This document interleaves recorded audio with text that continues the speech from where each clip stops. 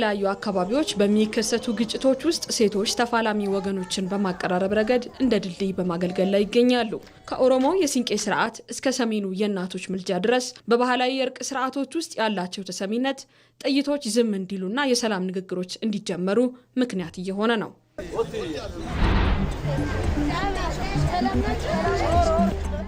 ሴቶች ግጭት በመፍታት ብዙ ሚና አላቸው። ግጭት የሚፈጠሩበት ቦታ እስከ አካል ሄዶ ይህንን ግጭቱ እንዲባረር ያደርጋሉ። ሴቶች ለምሳሌ ሰላም እንዲመጣ እንደገና ሁሉም በአንድ ላይ እንዲሆኑ የሴቶች ሚና ያስፈልጋል። ማንኛውም ብሔረሰብ ማንኛውም እንደ ኢትዮጵያዊ ሆነን ሴቶች እኛ ሰላም ስለምንፈልግ በአንድነት ሆነን ሰላም እንፈጠር ነው የምንፈልገው።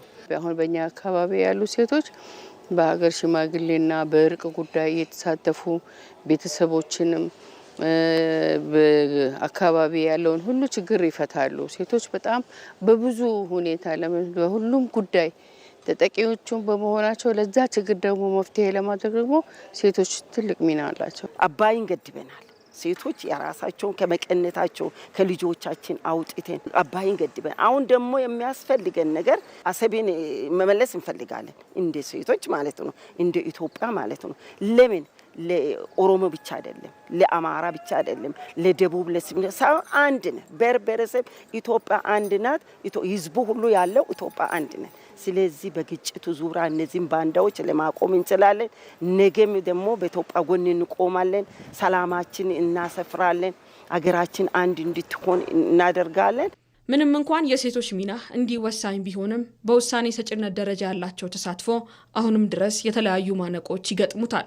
ይሁን እንጂ በየመንደሩና በየከተማው የሚገኙ የሴቶች ማህበራት ሰላም ለሁላችንም በሚል መሪ ቃል የሚያደርጉት እንቅስቃሴ በሀገራዊ ምክክሩ ሂደት ውስጥ የሴቶች ድምጽ ጎልቶ እንዲሰማ ትልቅ ተስፋን እየፈነጠቀ ይገኛል። የሀገራዊ ምክክር ደግሞ እጅግ መሰረታዊ የሆኑ ጉዳዮችን ከህብረተሰቡ በአጠቃላይ ከሴቶችም ጭምር ነቅሶ በማውጣት ያላግባቡንን ምክንያቶችን ላይ በሚገባ ተነጋግሮ መግባባት ላይ መድረስ ነው። ስለዚህ ሁሌም እንደምንለው ሴቶች የቤት ዋልታ ናቸው።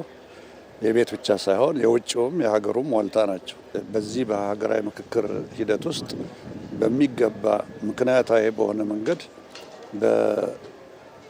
በምክክር ሂደት ውስጥ በአሳላጭነት፣ በአመቻችነት፣ በአወያይነትም ጭምር ምክንያታዊ በሆነ መንገድ በመወያየትም ጭምር መሳተፍ አለባቸው ብለው ሀገራዊ ምክክር ኮሚሽኑ ያምናል። ሴቶች ወደ ሀገራዊ ምክክር ጉባኤ ሲመጡ የኢትዮጵያን አጀንዳም ጭምር ነው የሚያዩት።